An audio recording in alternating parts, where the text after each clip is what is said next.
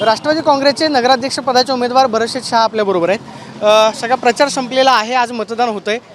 काय अपेक्षा आहे इंदापूरकरांच्या मनात, काय आहे, काय वाटतं काय होईल? नाही, इंदापूरची जनता आमच्या विकासाच्या आणि विजयांवर आमच्याबरोबर आहे आणि आमचा विजय नक्की आहे।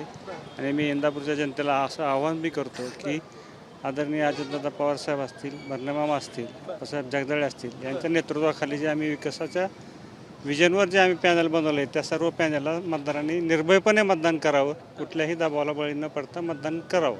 तर तुमच्यावरती आरोप होता की प्रचारामध्ये सुद्धा आरोप करण्यात आला, तुमच्याकडे पैसे आहेत म्हणून तुम्हाला उमेदवारी देण्यात आली। नाही, त्यांना काय वाटतं हा त्यांचा विषय आहे।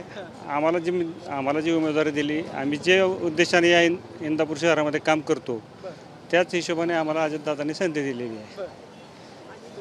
जे म्हणतात पैसेवाले त्यांनी पण मला संधी दिलीच आहे ना पूर्वी, असं नाही ना दिली नाही असं, तो विचार त्यांनी करायचा।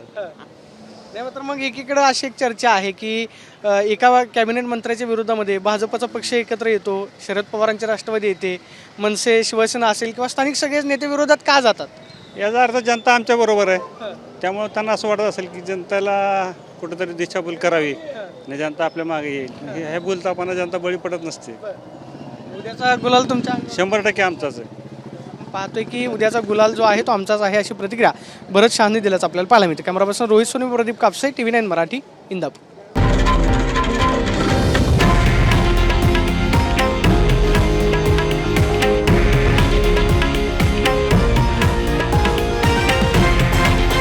हे आहे देशातील नंबर 1 न्यूज नेटवर्क आणि आपण पाहत आहात TV9 मराठी, एकमेव।